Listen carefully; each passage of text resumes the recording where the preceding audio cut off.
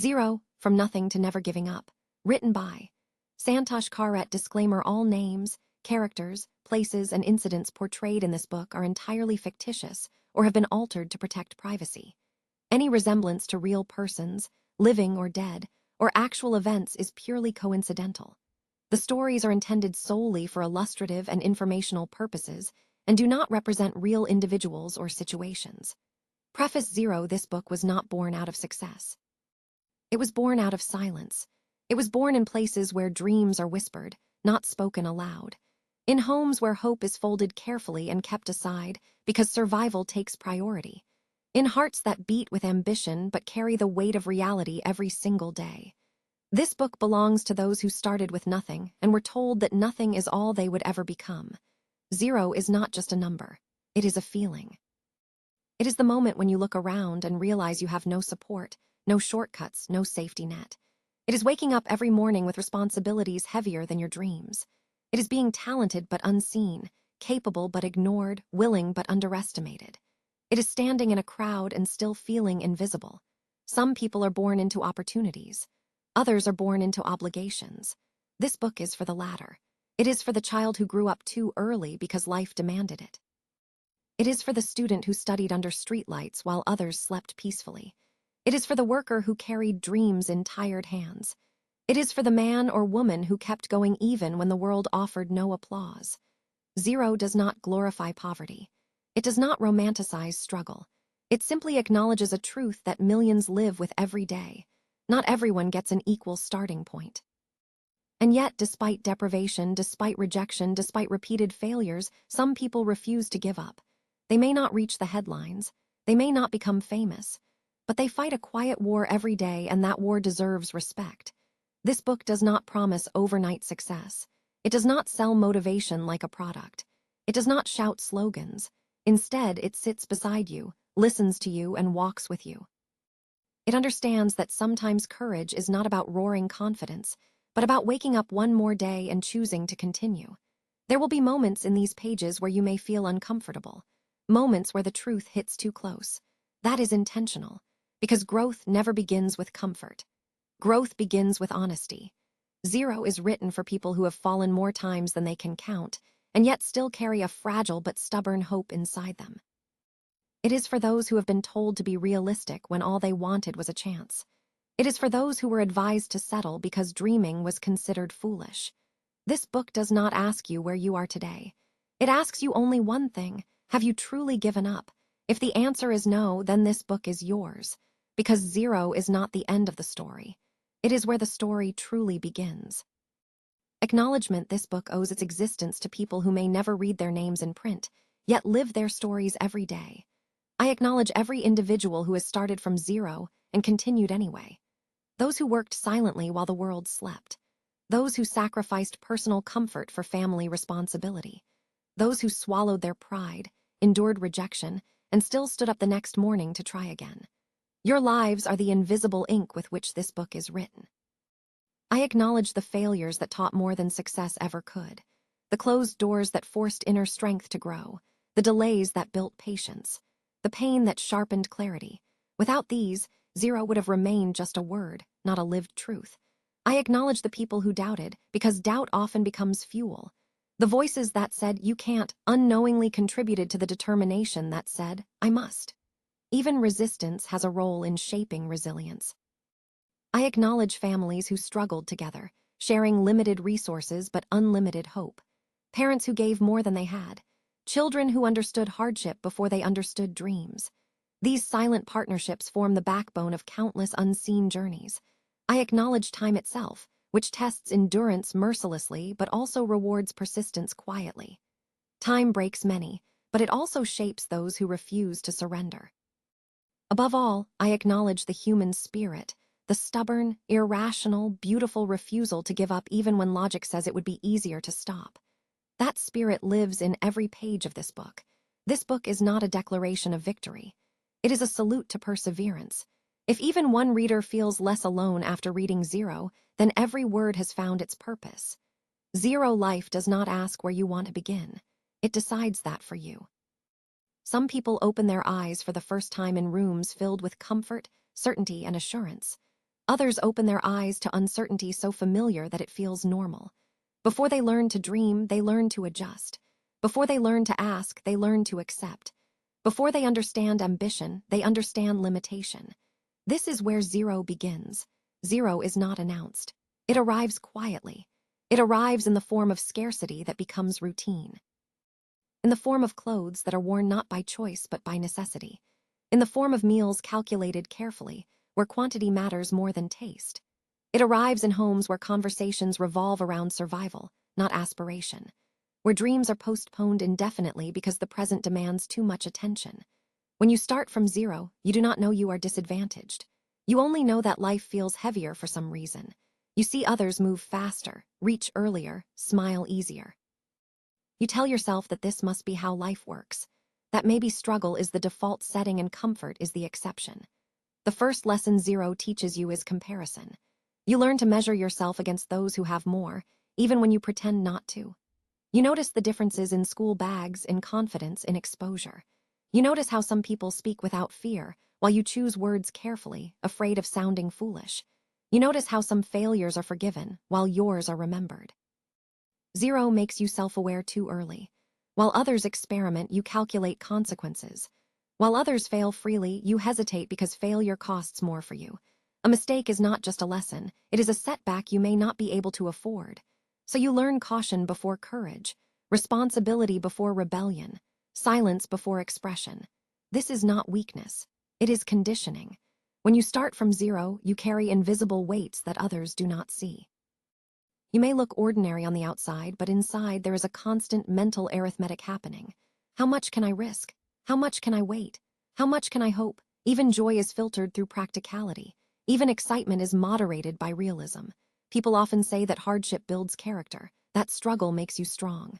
What they rarely say is that struggle also makes you tired, deeply tired, tired in a way sleep cannot fix. There are days when waking up itself feels like effort. Days when you question the point of trying again. Days when motivation feels like a luxury item meant for someone else. Zero does not come with inspirational background music. It comes with noise. Noise of expectations. Noise of responsibilities. Noise of reminders that you cannot afford to stop. And yet, something strange happens inside people who begin from zero. Despite all logic, despite all statistics, despite all evidence suggesting surrender would be reasonable, they continue. Not dramatically, not heroically. They continue quietly, one day at a time, one decision at a time, one refusal to quit at a time. This is where zero becomes dangerous. Because people who have nothing to lose eventually stop fearing loss. When you have already been denied opportunities, rejection stops being fatal. When you have already been underestimated, criticism loses its sting. When you have already faced scarcity, discomfort becomes familiar territory. Zero strips you of illusions early, but in doing so, it gives you something rare, resilience without entitlement. But resilience is not loud. It does not announce itself. It grows slowly, painfully, invisibly. There are moments when zero feels humiliating, when you stand in places where you know you do not belong yet, when you listen to conversations that assume a life you have never lived, when you realize that talent alone is not enough and access matters just as much. These moments can either shrink you or sharpen you. Many shrink. That is not failure. That is exhaustion. But some sharpen. They start observing instead of complaining. Learning instead of resenting. Preparing instead of wishing. Their progress is slow, almost invisible to others, but inside, something solid is forming. A mindset that does not expect fairness. A discipline that does not rely on motivation. A patience that understands timing. Zero teaches patience brutally. It teaches you that things take longer when you start later. That catching up is harder than starting ahead. That effort does not always equal immediate reward. And yet, it also teaches you endurance. The ability to keep moving even when results are delayed. The strength to work without validation. One of the cruelest aspects of starting from zero is loneliness. Not the loneliness of being physically alone, but the loneliness of being misunderstood. People often encourage you with words that do not fit your reality. They say things like, follow your passion, without understanding that passion does not pay bills. They say take risks without realizing that your margin for error is thin. They say believe in yourself without knowing how many times life has given you reasons to doubt. So you smile, you nod, and you continue alone. This solitude shapes you. It makes you self-reliant, sometimes to a fault. It makes asking for help feel unnatural, even when you need it. It makes you suspicious of comfort because comfort feels temporary. It makes you trust effort more than promises. Zero creates people who do not expect miracles but become one through persistence. There will be times when anger surfaces, anger at inequality, anger at missed chances, anger at how hard everything feels. This anger is not wrong. It is information. It tells you that you care, that you want more, that you refuse to accept your circumstances as your ceiling. The danger is not anger. The danger is stagnation. People who start from zero cannot afford to stop evolving. The world does not wait for those who hesitate too long. And so they learn to move even if unsure, to try even if afraid, to begin even if unprepared. Zero understands the power of beginnings, not grand beginnings but small ones, the first step taken without confidence, the first attempt made without assurance, the first effort put in without guarantee. These beginnings do not look impressive, but they matter more than perfect plans that never start. Failure becomes a familiar companion. When you start from zero, you fail often, sometimes publicly, sometimes painfully, sometimes repeatedly. Each failure feels personal at first, like proof that the doubters were right, like confirmation that maybe you aimed too high. But over time, failure loses its authority. It becomes feedback instead of judgment. This is growth. People who start from zero develop a different relationship with success. They do not chase applause, they chase stability. They do not seek validation, they seek progress. Their definition of winning is quieter but deeper. It is being better than yesterday, stronger than last year, wiser than before. And still, there are nights when doubt returns. Nights when the mind replays old conversations, old rejections, old comparisons. Nights when the question arises again, is this worth it? Is the effort justified? Is the dream realistic? These nights are part of the journey. They are not signs of weakness. They are moments of reckoning. And each time you choose to continue despite doubt, something inside you solidifies further. Zero does not make you optimistic. It makes you determined. Determination is different. Optimism hopes things will work out. Determination works even when hope feels distant. Optimism is emotional. Determination is disciplined. Zero breeds determination because it cannot afford fragile belief systems. People who begin from zero often carry guilt with their dreams. Guilt for wanting more when others depend on them. Guilt for aspiring beyond their circumstances. Guilt for choosing ambition over comfort. This guilt can suffocate progress if left unchecked. But eventually, a realization emerges that improving your life is not betrayal. That growth is not abandonment. That breaking cycles is not disrespecting the past, but honoring it. That wanting more does not mean you are ungrateful. It means you are alive. Zero teaches you to redefine self-worth, not based on possessions, but on persistence. Not based on approval, but on effort. Not based on position, but on direction. This internal validation becomes a shield against external noise. As time passes, something subtle changes. The same people who once ignored you begin to notice consistency. Not because you announced anything, but because consistency speaks louder than declarations. Progress attracts attention quietly. Respect grows slowly. Trust builds gradually. And still, zero never fully leaves you. It stays as memory, as perspective, as grounding. Even when things improve, zero remains a reminder of where you began and why you cannot afford complacency. It keeps arrogance away. It keeps empathy alive. It keeps gratitude honest. This is the paradox of zero. It hurts, but it shapes. It limits, but it strengthens. It deprives, but it clarifies. It takes away comfort, but it gives clarity of purpose. People who start from zero may not always reach the top. That is a truth rarely spoken. Not every journey ends in visible success. Not every effort is rewarded proportionally. Life is not fair, and pretending otherwise is dishonest. But here is another truth. People who start from zero and refuse to give up often reach something deeper than success. They reach self-respect. They reach inner strength. They reach a point where they know, without needing external proof, that they did not surrender. And that matters. Because long after achievements fade, the knowledge that you stood your ground remains.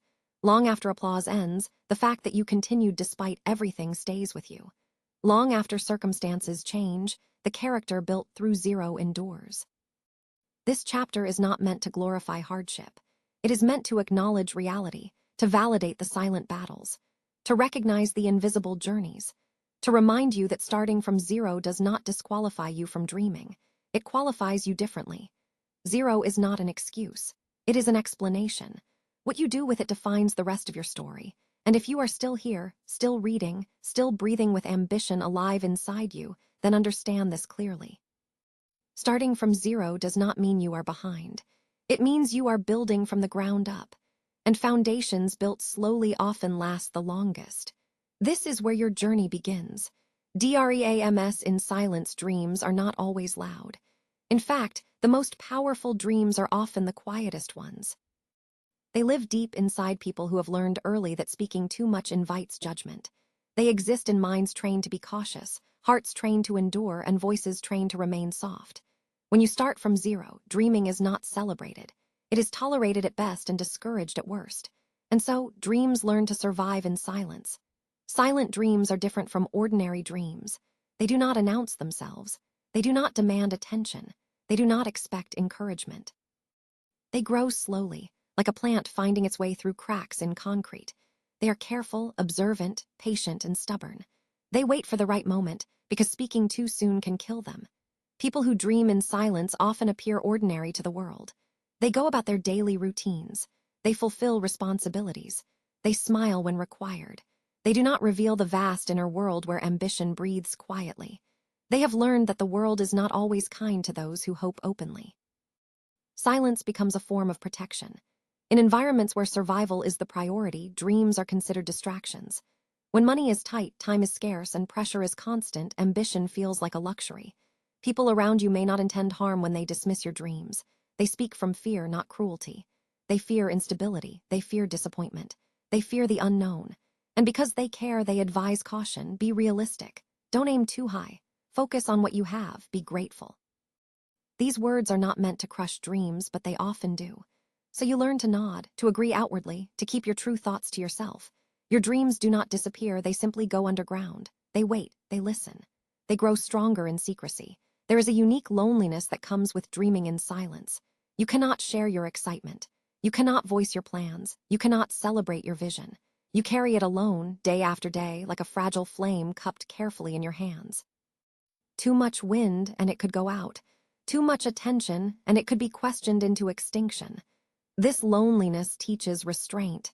You learn not to overshare, not to seek validation prematurely, not to depend on encouragement that may never come. Your motivation becomes internal, self-sustaining, resilient. You stop waiting for permission to want more. Silent dreamers often develop rich inner lives. While the world sees routine, their minds are active with possibilities. While their bodies perform familiar tasks, their thoughts explore unfamiliar territories. They imagine versions of themselves not yet visible. They rehearse futures quietly. They build confidence internally before displaying it externally. But silence has a cost. Holding dreams inside for too long can become heavy. There are moments when the weight of unexpressed ambition feels suffocating. Moments when you wish someone would ask what you truly want, not what is practical. Moments when you wish it was safe to say, "I want more than this." Yet safety is rare when resources are limited. In such conditions, dreams must justify their existence. They must prove usefulness. They must align with responsibility. And if they cannot, they are postponed indefinitely. Many silent dreamers tell themselves they will pursue their dreams later, once things stabilize, once obligations reduce, once life becomes kinder. Later becomes a dangerous word, because later has no deadline. Later has no urgency. Later slowly turns into never if left unchallenged. And still, despite everything, silent dreamers persist. They observe the world closely. They learn from others' mistakes. They absorb knowledge wherever they can. They prepare quietly. They invest in themselves in small, almost invisible ways. Reading when others scroll. Practicing when others rest. Learning when others complain. Their progress is slow but deliberate. People often underestimate the power of silent preparation. They assume that confidence must be loud to be real. They mistake silence for lack of ambition. They confuse humility with limitation.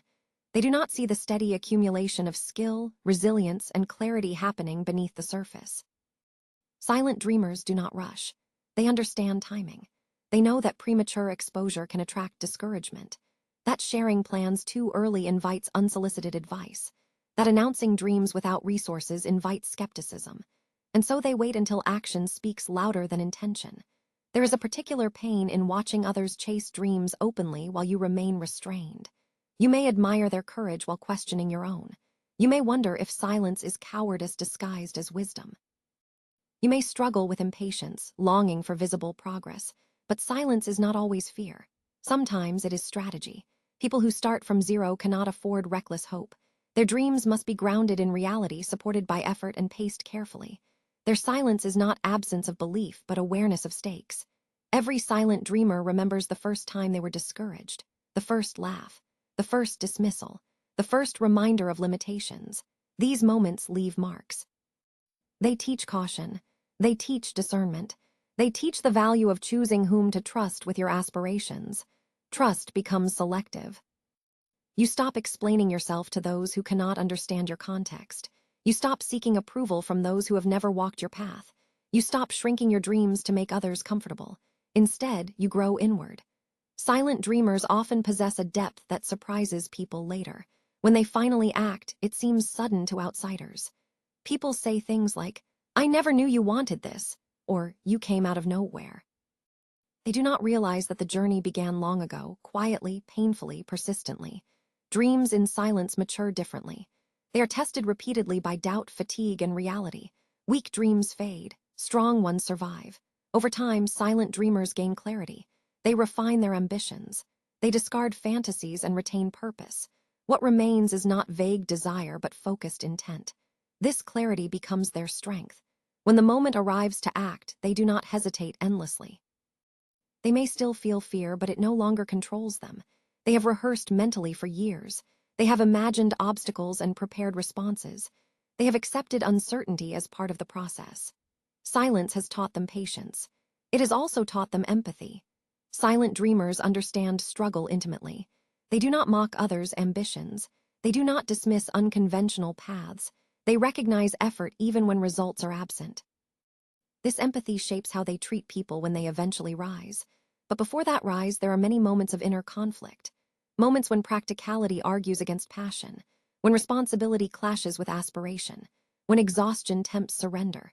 In these moments, silent dreamers negotiate with themselves constantly. They compromise without abandoning. They adapt without erasing.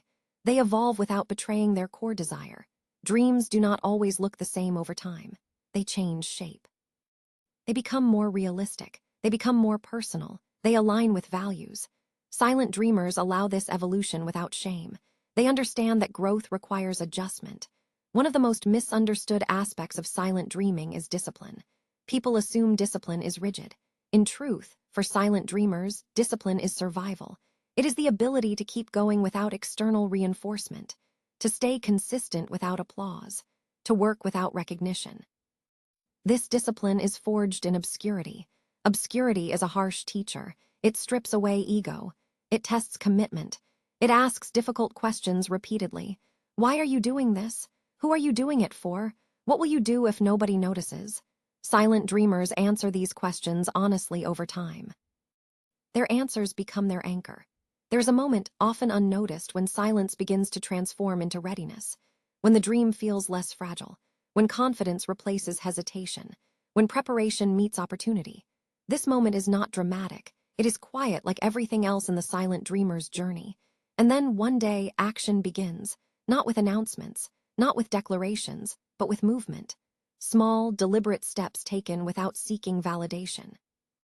The dream steps out of silence and into reality, not as noise, but as presence. People may still not understand immediately. That is acceptable. Silent dreamers are accustomed to being misunderstood. They are no longer dependent on approval. Their strength comes from alignment with their purpose. Dreams that survive silence are resilient. They have faced doubt internally and survived. They have been questioned mentally and defended. They have been delayed and refined. By the time they emerge, they are no longer fragile ideas. They are convictions. This chapter is not about hiding ambition forever. It is about honoring the quiet journeys that precede visible success. It is about respecting those who dream responsibly, patiently, persistently. It is about understanding that silence does not mean absence of fire. Sometimes, it means the fire is being protected until it is strong enough to burn steadily. If you are someone who has carried dreams quietly, know this. Your silence is not weakness. Your patience is not failure. Your hesitation is not lack of courage. It is preparation. And when your moment comes, you will not need to explain where you came from. Your work will speak. Your journey will make sense. And your dream, once silent, will finally have a voice. Deprived, not defeated deprivation has a way of introducing itself early and staying longer than invited. It shows up not as a single dramatic event, but as a series of small denials that slowly shape how a person sees the world. It is the absence of choice when others have options. It is the repeated reminder that resources are limited and mistakes are expensive. It is learning to live within boundaries you did not draw and conditions you did not choose. When you are deprived, you do not always recognize it immediately. It feels normal because it is familiar. You grow accustomed to adjusting your desires to fit your circumstances. You learn to want less, ask less, expect less. You become skilled at managing disappointment because disappointment visits often. Deprivation teaches you efficiency before it teaches you freedom. You learn to stretch time, money, energy, and emotion. You learn to plan carefully because waste is unforgivable. You learn to repair instead of replace, to reuse instead of discard, to endure instead of escape. These lessons are not glamorous, but they are powerful. They build a kind of intelligence that cannot be taught in classrooms. Yet deprivation also leaves marks. It can make you hesitant when opportunity finally appears. It can make you suspicious of ease, uncomfortable with abundance, wary of generosity. You may question whether you deserve more, whether you have earned comfort, whether success is meant for people like you. These doubts are not imagined. They are learned responses to long-term scarcity. People who grow up deprived often hear the phrase, be grateful, more than they hear be ambitious. Gratitude is important, but when used excessively, it becomes a cage. It subtly suggests that wanting more is disrespectful, that dissatisfaction is betrayal, that aspiration is arrogance. Over time, this messaging can shrink dreams before they have a chance to mature. And still, despite all this, something remarkable happens in many deprived individuals. They do not give up. They may slow down. They may detour. They may pause. But they do not surrender entirely. There is a quiet stubbornness that develops in those who have endured long-term lack, a refusal to be erased by circumstances, a belief, sometimes faint but persistent, that life must hold something beyond constant struggle. Being deprived does not automatically make someone noble or strong. It makes them tested. And being tested repeatedly either hardens a person or hollows them out. The difference lies not in resources, but in response. Those who are deprived but not defeated develop a particular kind of courage. It is not the loud courage of risk-taking without consequences. It is the careful courage of calculated steps. The courage to try again after failure, knowing that recovery will be slow. The courage to continue when progress is invisible. The courage to hold on to dignity even when pride must be swallowed. Deprivation often forces maturity early. Children learn adult concerns too soon. Young people carry responsibilities beyond their years. Dreams are negotiated against needs. Choices are weighed against consequences. This early maturity can feel like theft, but it also creates depth. It creates perspective. It creates people who understand value in ways others may never need to. But there is pain in this depth. There is grief for a childhood that was practical instead of playful. There is sadness for opportunities missed not due to lack of ability, but lack of access. There is frustration at how much harder everything feels. These emotions do not disappear just because someone keeps going. They coexist with resilience. Being deprived often means living with contradictions. You may be grateful and resentful at the same time, hopeful and tired simultaneously, proud of endurance and angry about necessity. These contradictions do not cancel each other out. They reflect the complexity of surviving without abundance. One of the most damaging myths about deprivation is that it automatically builds character. In reality, deprivation exhausts. It drains emotional reserves. It narrows focus. It forces constant decision-making under pressure. People who survive it deserve understanding, not romanticization. They deserve space to feel anger without judgment, sadness without shame, and ambition without guilt. Those who are deprived but not defeated learn to redefine winning. Winning is not about reaching the highest level quickly. It is about moving forward despite resistance. It is about stability before luxury. It is about consistency before recognition. It is about progress measured internally, not announced externally. There are moments when deprivation almost wins, moments when exhaustion whispers that surrender would be easier, moments when repeated setbacks make effort feel pointless, moments when watching others advance effortlessly triggers bitterness. In these moments, the line between survival and surrender feels thin. What keeps people going is rarely motivation. It is habit, responsibility, identity. A quiet promise made to oneself during a low moment that says, "I will not let this be the end." This promise does not always feel inspiring. Sometimes it feels like a burden, but it is honored anyway. People who are deprived often become deeply resourceful. They find ways where none seem to exist. They learn skills out of necessity. They adapt quickly to changing conditions. They become problem solvers, negotiators, and strategists without formal training. Their intelligence is practical, experiential, and resilient. This resourcefulness becomes an asset later, though it is rarely recognized early. When opportunities finally appear, deprived individuals may not look polished, but they are prepared. They may lack confidence initially, but they possess endurance. They may hesitate at first, but once committed, they persist longer than most. Deprivation also sharpens empathy. Those who have lacked understand pain without explanation. They do not dismiss struggle. They do not trivialize effort. They recognize invisible labor. This empathy shapes how they lead, support, and relate to others when their circumstances improve. But improvement does not erase memory. Even when conditions change, deprivation leaves an imprint. It influences spending habits, risk tolerance, emotional expression. It reminds you constantly of how fragile stability can be. This awareness can feel like anxiety, but it can also be wisdom. Those who are deprived but not defeated often carry humility forward. Not the humility of submission, but the humility of perspective.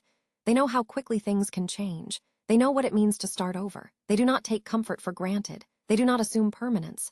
There is a quiet dignity in refusing to be defined solely by lack, in continuing to dream despite constraints, in striving despite delay, in hopping despite disappointment. This dignity is not loud. It does not seek recognition. It exists quietly, steadily, firmly. The world often celebrates stories of dramatic turnaround, overnight success, sudden breakthroughs. What it overlooks are the years of quiet endurance that make any breakthrough possible. The long seasons of deprivation survived without applause. This chapter honors those seasons. It acknowledges that deprivation is real, painful, and unfair, but it also recognizes the strength required to live through it without losing oneself entirely, to remain human, hopeful, and honest despite constant pressure. Being deprived is a circumstance. Being defeated is a decision. Not everyone who is deprived avoids defeat. Many are worn down, and that is not failure. It is reality. But those who remain standing, who continue trying in whatever way they can, deserve recognition. They are not heroes. They are survivors with ambition. And that combination is powerful. If you have lived with deprivation and still find yourself wanting more from life, understand this clearly. Your desire is not disrespectful. Your ambition is not arrogance. Your refusal to settle completely is not ingratitude. It is proof that deprivation did not break you. It tested you. And you are still here. When survival becomes the first goal, there comes a point in many lives when dreaming takes a back seat and survival takes the wheel. It is not a conscious decision. It is not announced with clarity or choice. It happens slowly, almost invisibly, as priorities rearrange themselves around necessity. One day you realize that the question is no longer what you want to become, but how you will get through the next day with dignity intact. Survival is not dramatic. It is repetitive. It is waking up even when the body is tired and the mind is heavier than the day before. It is showing up because absence costs more than presence. It is doing what must be done, not what inspires. When survival becomes the first goal, ambition does not disappear, but it waits quietly in the background, watching, learning, conserving energy. People who have never had to prioritize survival often misunderstand it. They think survival is just about food and shelter. They do not see the emotional labor involved, the constant vigilance, the mental calculations, the pressure of knowing that a single misstep can undo years of effort. Survival requires discipline without reward, effort without praise, and endurance without certainty. When survival dominates, time feels different. Days blend into each other. Weeks pass without milestones. Progress becomes difficult to measure because the goal is stability, not advancement. You begin to celebrate small victories privately because there is no space for grand celebrations. Paying bills on time, avoiding crisis, getting through the month without borrowing. These become achievements, even if the world does not recognize them as such. Survival teaches you to lower your voice. You stop complaining openly because complaints solve nothing and attract judgment. You stop explaining your struggles because explanations require energy you cannot spare. You carry your burdens quietly, focusing on functionality rather than fairness.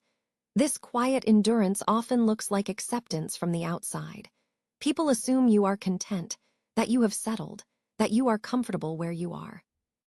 They do not see the constant effort required just to maintain balance. They do not hear the internal negotiations happening every day between exhaustion and obligation. Survival forces you to become practical. You choose reliability over passion, stability over excitement, predictability over possibility. These choices are not betrayals of dreams, they are temporary shelters. But over time, the shelter can start to feel permanent if not questioned. One of the most painful aspects of survival mode is postponement.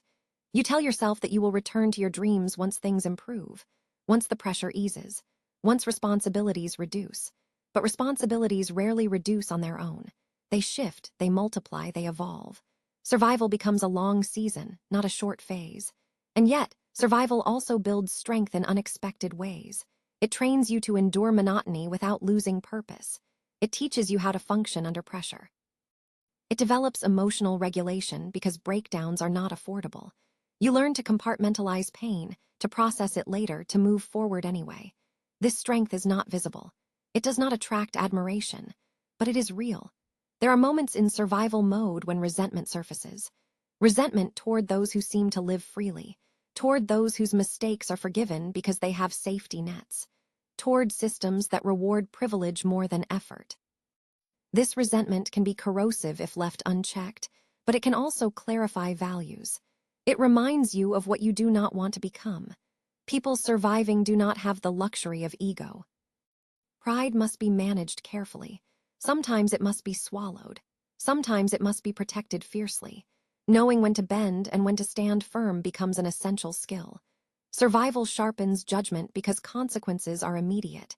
In survival mode, you learn the difference between wants and needs intimately. You learn to delay gratification, to sacrifice comfort, to invest in long-term stability rather than short-term pleasure. These habits are often misinterpreted as lack of ambition, but they are signs of strategic patience. Still, the cost is high. Living in constant survival mode drains creativity. It leaves little room for exploration. The mind becomes focused on maintenance rather than expansion. Over time, this can make dreams feel distant, even unrealistic. That is when fear begins to whisper. Fear that this is all life will ever be. Fear that you waited too long. Fear that survival has replaced living. These fears are valid. They deserve acknowledgement, not dismissal. The danger is not survival itself. The danger is forgetting that survival is a phase, not an identity. People who manage to survive without losing sight of their deeper aspirations do something remarkable. They find ways to keep the spark alive quietly. They read when they can, learn when they can, observe when they cannot act. They prepare mentally for a future that is not yet accessible.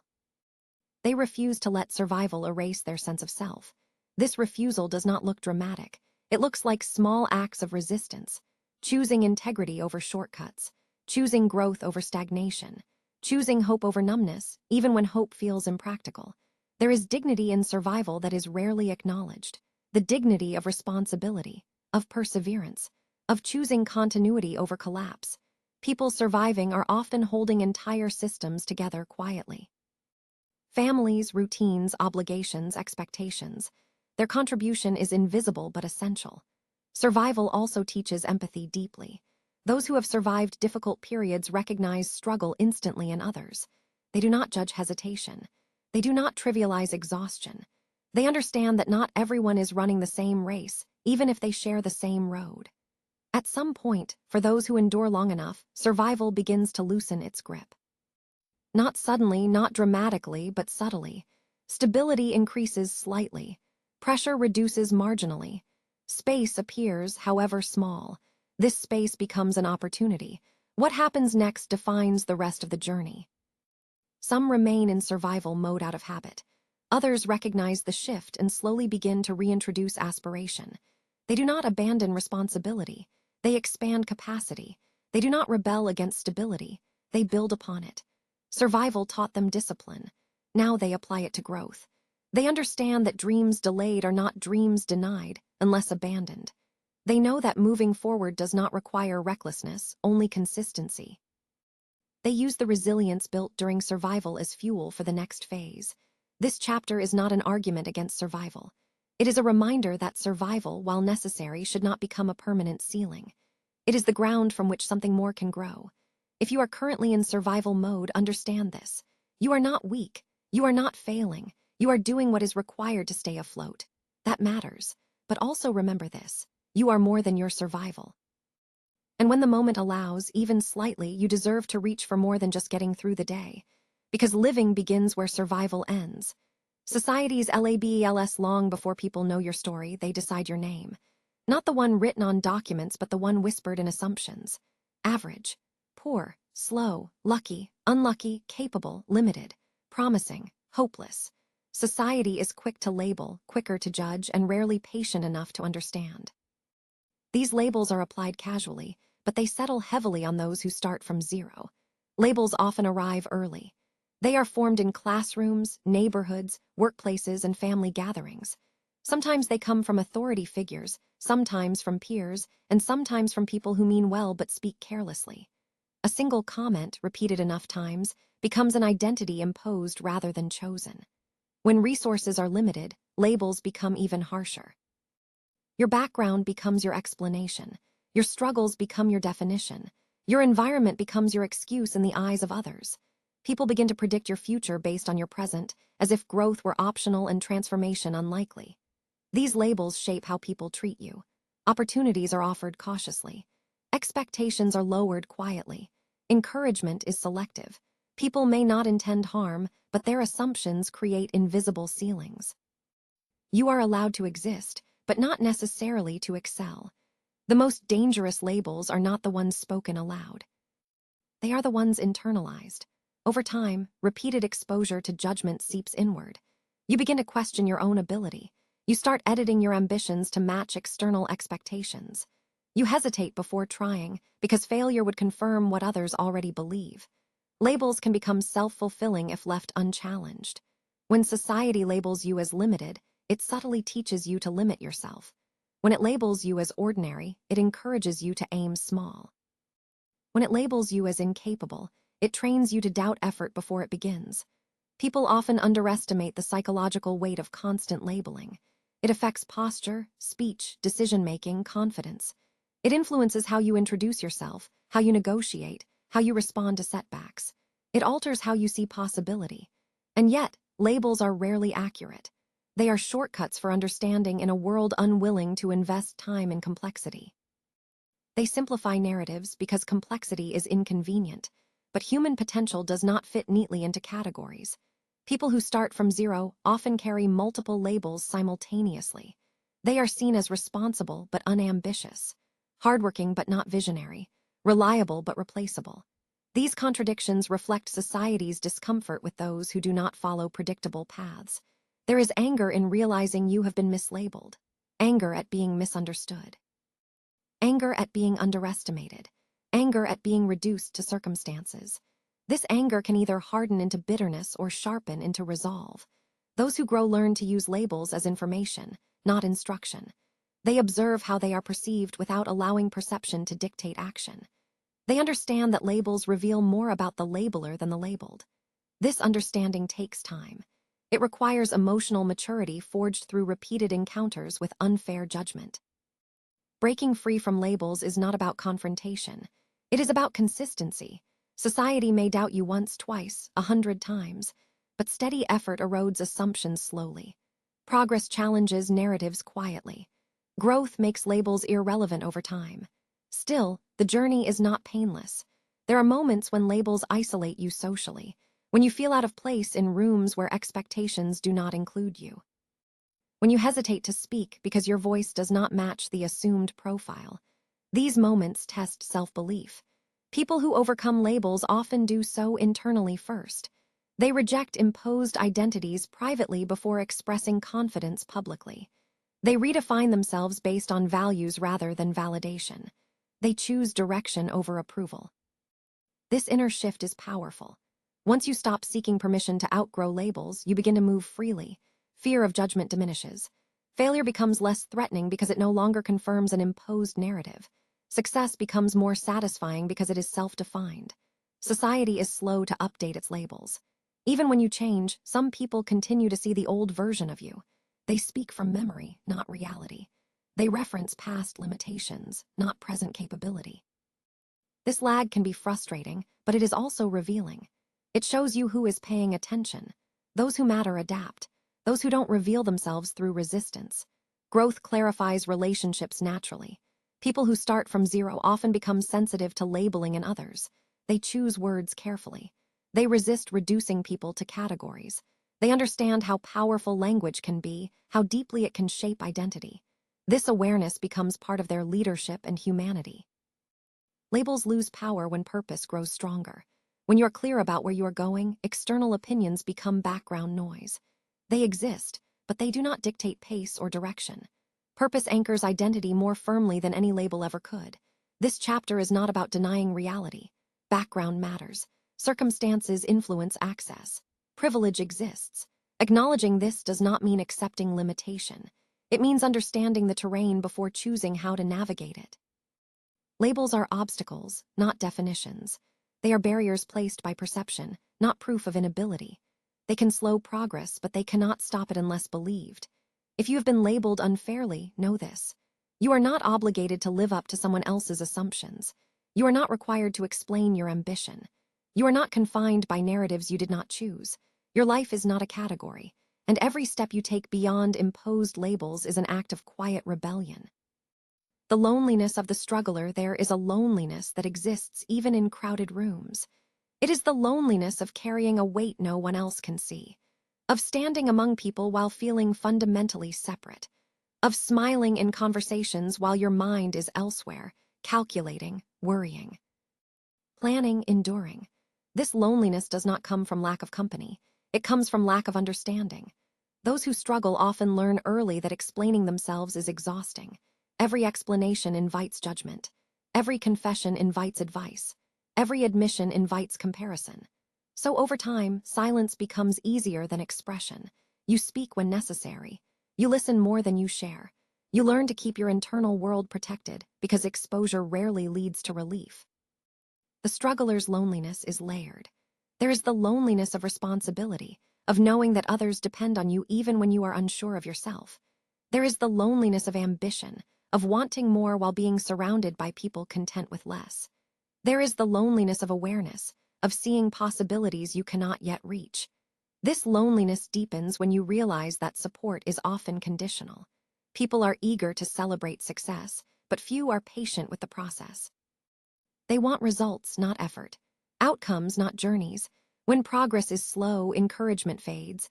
When struggles persist, interest wanes. You begin to understand that walking alone is not a choice, but a requirement. Strugglers often become strong listeners. They absorb others' stories while rarely sharing their own. They offer support while quietly needing it themselves. They learn to be dependable because unpredictability has consequences. This reliability earns respect, but it also creates distance. People assume you are fine because you appear composed. Appearances can be deceiving.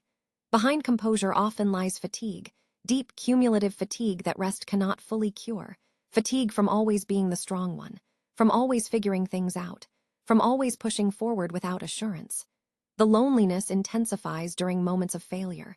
Failure isolates. It makes you question your worth and direction. It creates distance between you and those who measure value by outcomes. In failure, the struggler learns who remains and who disappears. Often, the answer is uncomfortable. Some relationships cannot survive imbalance. When you are struggling, people may feel uncomfortable around your reality. It challenges their sense of fairness. It disrupts their narrative of merit.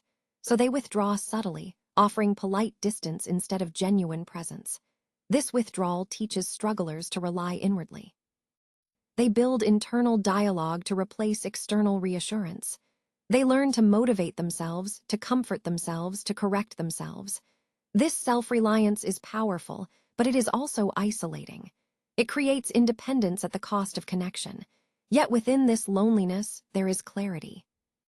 Solitude strips away pretense. It removes distractions. It forces honest self-reflection. In loneliness, strugglers confront their fears directly. They ask difficult questions. They refine their values. They decide what matters when no one is watching. Loneliness sharpens focus. Without constant social validation, you begin to measure progress internally. You stop comparing timelines. You start respecting your own pace. You realize that your journey cannot be rushed without breaking something important. Still, there are nights when loneliness feels heavy. Nights when you wish someone would understand without explanation. Nights when exhaustion overwhelms discipline. Nights when the burden feels unfair. These moments are not signs of weakness. They are natural responses to prolonged effort without reinforcement. The danger lies in isolation becoming identity. Strugglers must remember that loneliness is a condition, not a definition.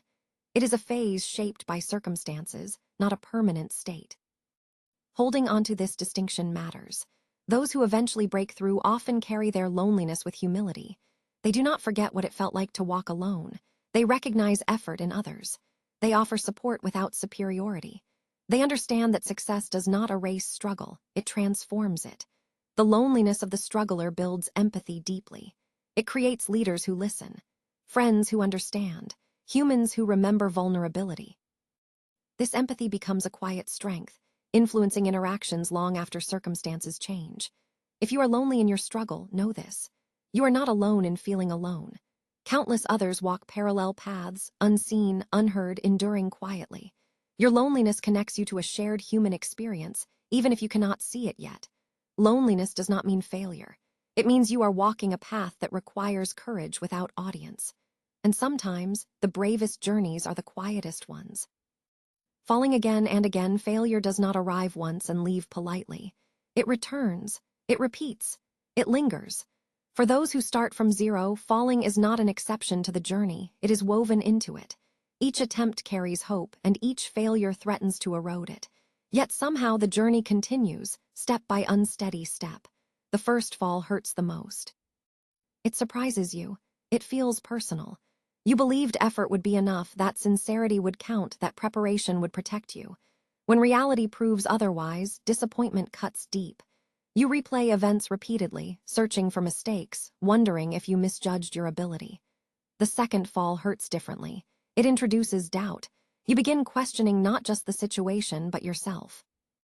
You ask whether the dream was unrealistic, whether you overestimated your strength, whether persistence is stubbornness in disguise. The voice of skepticism grows louder, echoing what others may have already suggested. By the time the falls become frequent, pain evolves into fatigue. You no longer expect success easily. You brace for disappointment even during hopeful moments.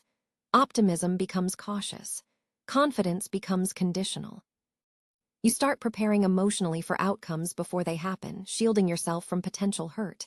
Repeated falling changes your relationship with effort. You learn that effort does not guarantee reward. That intention does not equal outcome. That timing matters more than preparation sometimes. These lessons are harsh, but they are honest. The world often misunderstands repeated failure. It labels it incompetence, lack of talent, poor judgment. It rarely considers context, access, or cumulative disadvantage. Those who fall often are judged more harshly than those who fail once dramatically. This judgment adds weight to each fall. Failure becomes public, even when the struggle is private. It invites commentary, advice, and sometimes ridicule. Over time, you learn to fail quietly, to absorb setbacks internally, to minimize exposure. Yet falling again and again also teaches resilience in a way success never could. Each fall strips away illusion. Each recovery strengthens awareness. You learn what does not work. You learn where you are vulnerable. You learn how much you can endure. The real test is not falling. It is choosing to rise without guarantee. Rising requires energy, courage, and belief, all of which are depleted by repeated disappointment. There are moments when staying down feels rational, when surrender feels like self-preservation, when continuing feels foolish. In these moments, people discover their deepest values. They ask why they started. They examine what they truly want. They confront whether the journey aligns with their identity or merely their ego. These reflections refine purpose. Those who rise again often do so differently. They adjust strategy. They lower expectations without lowering standards. They become more patient. They become more observant. They stop chasing approval and start seeking alignment. Failure humbles ambition. It forces you to detach self-worth from outcomes, to see yourself as more than your results, to value effort even when it does not translate into visible success. This detachment is liberating. Once failure no longer defines you, fear loses its power. You are willing to try again not because you expect success, but because stopping would betray who you are becoming. People who fall repeatedly develop a unique form of courage. It is not the courage of certainty, but the courage of commitment, the willingness to continue despite uncertainty, the acceptance of risk without illusion. This courage is quiet. It does not announce itself. It shows up consistently. It chooses effort over comfort. It endures disappointment without becoming bitter. Repeated failure also sharpens discernment. You become selective about where you invest energy. You recognize empty promises. You identify patterns earlier. You learn to differentiate between temporary obstacles and fundamental misalignments. This discernment protects future efforts. Not every fall leads to progress. Some indicate the need for change. Learning to recognize this difference is wisdom earned through experience. The scars of repeated falling do not disappear. They become part of your narrative. They influence decisions. They create caution. But they also create depth. They give weight to success when it finally arrives. And when success does arrive, it often feels anticlimactic. There is relief rather than celebration, gratitude rather than pride, awareness rather than arrogance. You understand how fragile progress can be. You know how easily it could have gone differently. This awareness keeps you grounded. But even without visible success, repeated falling followed by rising changes you. It builds inner strength that cannot be taken away. It creates identity beyond achievement. It proves to you that you can survive disappointment and continue. If you are in a season of repeated failure, remember this. Falling does not erase progress. Falling does not negate effort. Falling does not define your worth. What matters is not how often you fall, but how honestly you rise. And every time you choose to stand again, you rewrite the story slightly. Not dramatically, not loudly, but meaningfully. Small wins nobody applauds, not all victories come with celebration. Some arrive silently, unnoticed by others, unrecorded by memory except in the heart of the one who achieved them. These are the small wins that hold lives together, the moments that do not look impressive from the outside, but mean everything to the person living them. When you start from zero, progress is rarely dramatic. There is no sudden transformation, no instant breakthrough, no clear moment where everything changes. Instead, life improves in fragments. A little more stability, a little less fear, a little more control. These changes are subtle, almost invisible, but they are earned through persistence. Small wins are easy to dismiss. They do not fit society's definition of success. They do not attract praise. They do not make headlines. Paying off a small debt. Getting through a difficult month. Saying no to a harmful habit. Choosing consistency over chaos. These victories do not receive applause, but they build foundations. For those who have struggled, small wins are milestones. They represent survival upgraded into stability. They signal progress where stagnation once lived. They remind you that effort is not wasted, even when results are modest. Yet celebrating small wins feels uncomfortable for many. It feels like tempting fate. Like inviting disappointment. Like acknowledging hope before it is safe. People who have experienced repeated setbacks learn to protect themselves emotionally. They move forward quietly, cautiously, without announcement. This restraint is often mistaken for lack of confidence. In reality, it is respect for the fragility of progress. Small wins require perspective to appreciate. They ask you to measure growth against your past, not against others. They invite gratitude without complacency. They encourage patience without surrender. Recognizing them requires self-awareness. People who ignore small wins risk burnout. When effort is constant and recognition absent, exhaustion accumulates. Small wins act as checkpoints. They offer moments to pause, reflect, and recharge. They validate persistence internally, even if the world remains indifferent. There is dignity in quiet improvement. In choosing discipline when motivation fades. In choosing responsibility when escape seems tempting. in choosing to show up repeatedly without visible reward. These choices accumulate over time, creating momentum. Momentum does not announce itself. It builds quietly through repetition, through habits formed during unglamorous days, through decisions made without witnesses. Small wins are the building blocks of momentum. Those who learn to recognize them develop resilience. They stop depending on external validation. They become their own witnesses. They learn to acknowledge effort without exaggeration. This self-recognition is not arrogance, it is survival. Small wins also shift identity subtly. You begin to see yourself differently, not as someone stuck, but as someone moving, not as someone failing, but as someone improving. This shift influences future decisions, creating a positive feedback loop, yet small wins can be fragile. They can be undone by a single setback. They can be overshadowed by new challenges. They require maintenance. Recognizing this keeps complacency at bay. People who survive long struggles learn to protect their progress. They guard routines. They respect boundaries. They choose sustainability over speed. They understand that regression is easier than growth. The world rarely acknowledges this discipline. It praises dramatic change while ignoring steady effort. It celebrates arrival while dismissing travel. This imbalance can be discouraging, but it also filters motivation. Those who continue despite invisibility do so for reasons deeper than applause. Small wins also teach humility. They remind you that progress is incremental, that mastery takes time, that stability is precious. This humility keeps growth grounded. There is a moment, often unrecognized, when small wins begin to accumulate. What once felt like effort becomes habit. What once required focus becomes routine. Life becomes slightly easier to manage. This shift is not dramatic, but it is meaningful. Looking back, you realize how far you have come, not in leaps, but in steps, not through miracles, but through consistency. The distance traveled becomes clear only in hindsight. This chapter honors those steps. It acknowledges the invisible labor behind modest improvement.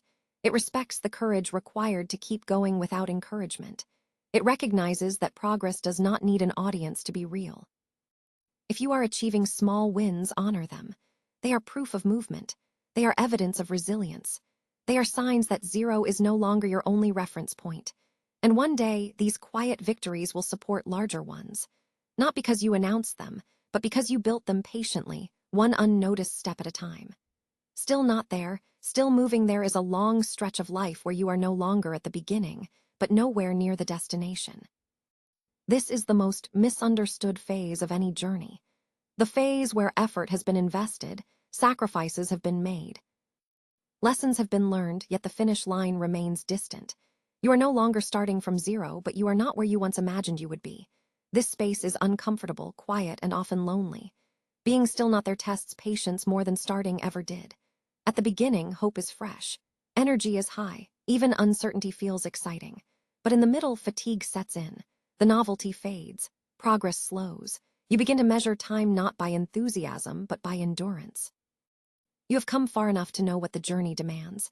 You understand the cost now. You know the effort required, the compromises involved, the discipline needed. You are no longer naive. You are informed, experienced, and tired in a way beginners cannot relate to. And yet, you continue. Still moving does not always look like progress. Some days it looks like maintenance, like holding ground, like preventing regression. There are periods when simply not falling back is an achievement. These periods are rarely celebrated, but they are crucial. People often assume movement must be visible to be real. They mistake pace for direction. They confuse speed with progress. But those who have walked long paths understand that consistency matters more than velocity. Being still not there brings comparison. You look around and see others arriving at milestones you have not reached yet. Some started later and moved faster. Some took different paths. Some benefited from circumstances you did not have. These observations can sting, especially when effort feels unequal to outcome. Comparison is dangerous in the middle. It distorts perception. It magnifies delay. It diminishes achievement. If unchecked, it can drain motivation and invite bitterness. Those who survive this phase learn to compare less and reflect more. Reflection brings perspective. You recognize growth not just in status but in strength, not just in results but in resilience. You see how differently you handle challenges now, how setbacks no longer break you the way they once did, how patience has replaced panic, Still not there also forces honesty. You can no longer blame ignorance. You must confront choices, adjust strategies, accept responsibility for direction. This accountability is heavy, but it is empowering. It restores agency. There are moments in this phase when stopping feels tempting, not because you have failed, but because continuing feels endless. You wonder whether the destination is worth the distance, whether the effort will ever balance the cost, whether settling would bring peace. These questions are not weakness. They are signs of maturity. Only those who have invested deeply question alignment. Only those who have sacrificed meaningfully assess purpose. These moments invite reevaluation, not surrender. Those who keep moving do so deliberately. They refine goals. They redefine success. They let go of timelines that no longer serve them. They focus on direction rather than arrival. This shift reduces pressure without reducing commitment. Still moving requires faith of a different kind. Not faith in quick results, but faith in process. Faith that effort compounds. Faith that growth is happening even when invisible. This faith is quieter, steadier, more durable. People in this phase often feel unseen. They are no longer inspirational beginners, nor enviable finishers. Their stories are not shared widely. Their struggles are assumed to be over. This invisibility can hurt, but it can also liberate. Without an audience, authenticity grows. You stop performing progress. You stop exaggerating achievements. You focus on what matters personally, not what looks impressive publicly. This alignment deepens satisfaction. Still not there teaches humility. It reminds you that life rarely follows linear paths, that setbacks do not erase effort, that detours can still lead forward. This humility keeps ego in check and learning active. Those who continue moving despite uncertainty build quiet confidence. They trust their ability to adapt. They believe in their resilience. They know they can survive disappointment and adjust course. This confidence is grounded, not inflated. One day, often unexpectedly, you realize you are closer than you thought. Not necessarily to the original destination, but to a life that feels more stable, more aligned, more honest. You recognize that movement itself has changed you. And even if you are still not there, you understand something essential. You are no longer lost. You know who you are. You know what you value. You know what you can endure. That knowledge is not a destination, but it is a powerful companion. This chapter honors those who live in the middle, those who wake up without certainty but choose effort anyway. Those who keep walking without applause. Those who understand that arriving is not the only measure of success. If you are still not there, do not rush yourself. Movement matters, direction matters, integrity matters, and as long as you are still moving, the story is not over. Zero is not the end. Zero is often mistaken as a conclusion, a label, a judgment, a final number assigned to worth, capability, or destiny. Society treats zero as absence, as failure, as proof that something has not worked. But for those who have lived inside it, zero is not an ending. It is a place, a starting condition, a silent classroom where life teaches its hardest lessons. To begin at zero is to begin without margin, without safety nets, without shortcuts, without forgiveness for mistakes. Every choice carries weight, every failure costs more, every delay feels heavier. And yet within this harshness, something essential forms, awareness. When you have nothing to rely on, you learn to rely on yourself. Not in a heroic way, not dramatically, but practically. You learn how to survive disappointment, how to rebuild after loss, how to continue after humiliation. These lessons are not taught in comfort. Zero strips illusions. It removes entitlement. It exposes reality without filters. It forces honesty about limitations, habits, and priorities. This honesty is painful, but it is also powerful. From it, clarity emerges. People who rise from zero do not romanticize struggle. They know its cost. They remember the nights of doubt, the days of exhaustion, the moments of wanting to disappear. Their strength is not rooted in pride, but in memory. They know how fragile progress is, and they respect it. Zero also teaches empathy. Those who have been deprived understand silence. They recognize effort in others. They see dignity in small achievements. They do not measure people solely by outcomes. This empathy shapes leadership, relationships, and community. Reaching a better place does not erase zero. It becomes a reference point, a reminder, a grounding force. Those who remember where they started are less likely to forget why they continue. They measure success differently, not just by accumulation, but by alignment. The end of this journey is not arrival. It is understanding. Understanding that life is not a straight climb upward, that setbacks are not proof of inadequacy, that progress does not need permission. That worth is not assigned by circumstance. Zero is not something to escape. It is something to outgrow. Outgrowing zero does not mean forgetting it. It means carrying its lessons forward without letting its limitations define you. It means honoring the resilience it built without glorifying the pain it caused. Many who begin at zero never become famous. They do not appear in headlines. Their stories are not told loudly, but they live lives of substance, of responsibility, of quiet contribution. They build families, communities, systems, and stability where none existed before. This is success even if the world uses another word. If you are still close to zero, know this. Your current position is not a verdict. Your past is not a prophecy. Your pace is not a failure. What matters is direction, effort, and integrity. This book was never about miracles. It was about movement, about choosing persistence when quitting felt reasonable, about choosing dignity when bitterness felt easier, about choosing hope carefully, realistically, and repeatedly. Zero is where many stories begin. It is where resilience is forged. It is where perspective is sharpened. It is where character is tested. And it is never the end unless you decide it is. If this book has spoken to you, it is because you recognize yourself in its quiet struggles. You understand that the journey is not glamorous, but it is real. And that reality deserves respect. You are not behind. You are becoming. And that process, no matter how slow, no matter how unseen, is worthy. Zero is not the end. It is the proof that you started anyway. Note to readers, this book was written quietly, not in moments of celebration, but in moments of reflection, not to impress, but to connect. It was written for those whose lives have unfolded without privilege, without guarantees, and without applause. For those who have dreamed deeply but started with little. For those who were deprived, delayed, or dismissed, yet chose not to give up. If you found yourself in these pages, it is not by accident. Zero is not a theory. It is a lived experience.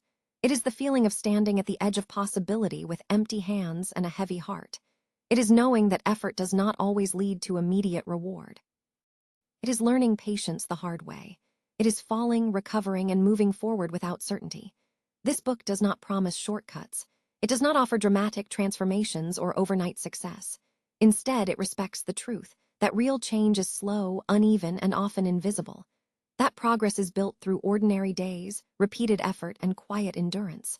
That strength is not always loud, and courage is often misunderstood. If you are still struggling, this book does not judge you. If you are still trying, this book stands with you. You may not have reached where you want to be yet. You may still feel close to zero. But if you are reading this with an open heart, it means you are moving. And movement, no matter how slow, matters. I hope this book reminds you of something essential. That your worth is not defined by your starting point, that your journey does not need validation to be meaningful, that persistence itself is a form of success. Carry your story with dignity. Protect your hope carefully, measure your progress honestly, and never underestimate the power of simply continuing. Thank you for trusting these words. May they remind you that even from zero, a life of meaning can be built, one quiet step at a time.